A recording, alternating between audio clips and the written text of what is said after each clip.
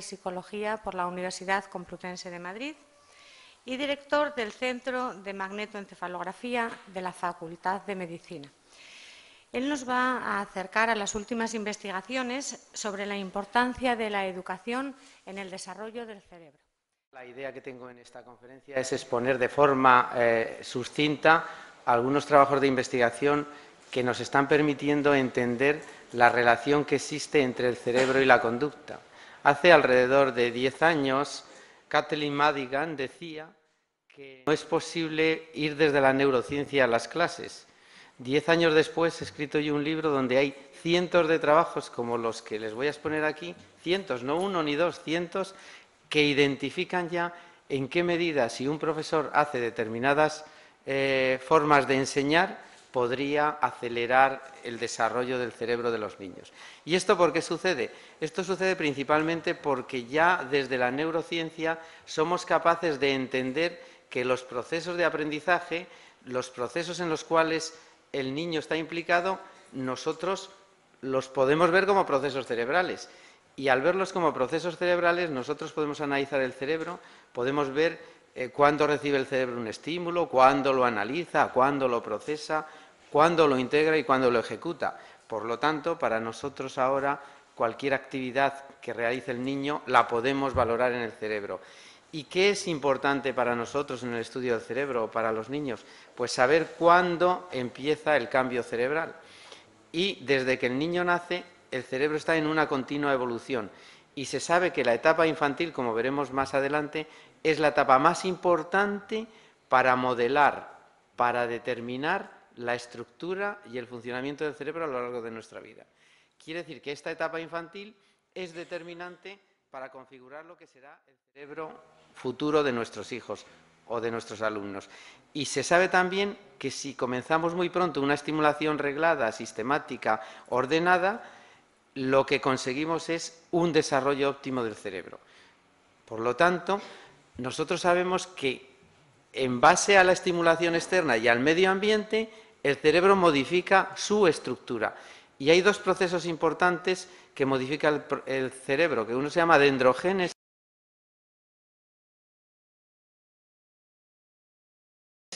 y otro se llama mielogénesis.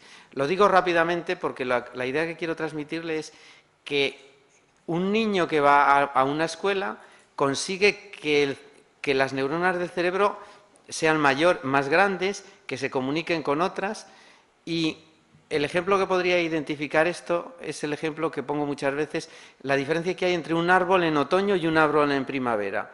El árbol en otoño y en primavera es el mismo, pero un árbol en primavera es como mucho más grande, tiene más hojas, más ramificaciones. Pues eso es lo que hace la escuela en el cerebro. La escuela consigue que los niños pasen de un árbol de otoño a un árbol de primavera.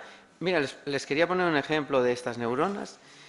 Un niño que no ha ido al colegio puede tener una neurona así. Si va al colegio, se entrena y fíjese, imagínense que estos son raíces en lugar de árboles, pues hay muchas raíces. Cuando ha aprendido algo, ha aprendido el castellano, ha aprendido cualquier cosa, en el cerebro esta neurona que estaba así de pobre se convierte en una neurona con muchas raíces muy grandes. Esto quiere decir que durante ese tiempo el cerebro ha ido desarrollando paulatinamente su capacidad de estructura y de conexión con otras neuronas. Y esto es lo que se llama neuroplasticidad, que es la capacidad que tiene nuestro cerebro de aumentar la conexión de unas neuronas con otras y sobre todo hacerlas estables. Y eso se produce mediante la experiencia, el aprendizaje o la estimulación sensorial. Pero esto que lo digo yo ahora ya lo dijo hace 100 años Ramón y Cajal. Ramón y Cajal dijo una frase muy interesante que decía que para adquirir nuevas habilidades se requieren muchos años de práctica mental y física.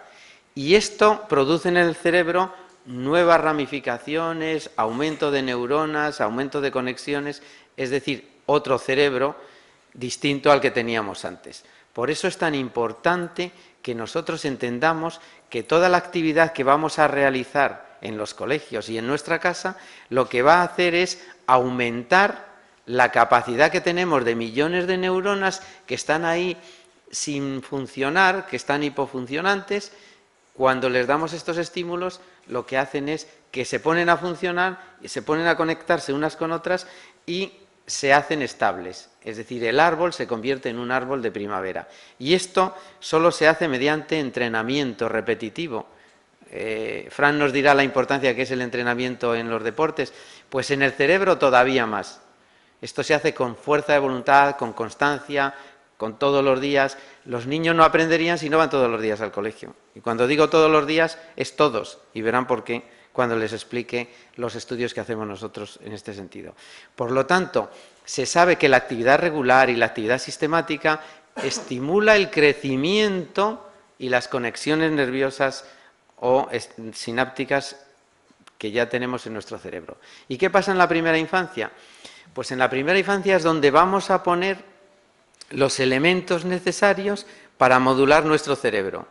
Lo que decía Ramón y Cajal, que todo hombre puede ser, si se lo propone, escultor de su propio cerebro, aquí empezamos a hacerlo.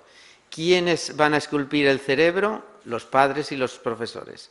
Esos son los que van a plantear la organización y la estructura futura del cerebro. ¿Y por qué digo esto? Pues miren, porque cuando un niño nace, miren, esto es una neurona. Entonces, en el nacimiento, fíjense, hay muy poquitas neuronas. A medida que pasa un mes hay más, a los 3 meses más, a los 6 meses más, y a los 24 meses, fíjense, hay más. ¿Pero qué es lo que pasa en el cerebro? Pues que, fíjense, a los 24 meses la cantidad de neuronas que hay, pero fíjense que ya a los 6 años hay casi la mitad de neuronas, y a los 14 años muchas menos neuronas. ¿Eso qué significa? Eso se llama poda neurológica. Independientemente de lo que ustedes hagan, el cerebro de los niños va a eliminar millones de neuronas que están ahí. ¿Y qué neuronas quedan en el cerebro? Aquellas que ustedes, como padres y como profesores, han estimulado. Aquellas neuronas que son las más fuertes. Aquellas neuronas que han tenido más actividad. El ejemplo que podría identificar esto es, imagínense, ahora que llega la primavera, un jardín que ha estado durante todo el invierno sin nadie. Ese jardín nunca será bueno sin un jardinero. Llega un jardinero, quita las malas hierbas y brotan los árboles buenos y aparece un jardín muy bonito. Pues más o menos pasa en el cerebro igual. Independientemente de lo que hagan, van a perder los niños neuronas. ¿Qué neuronas van a quedar? Las que ustedes como padres y profesores han estimulado. Ustedes son los responsables de la estructura cerebral de esos niños.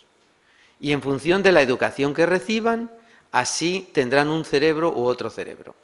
De tal forma que es esta etapa la más importante en la vida, en nuestra vida, la más importante para configurar determinados cerebros.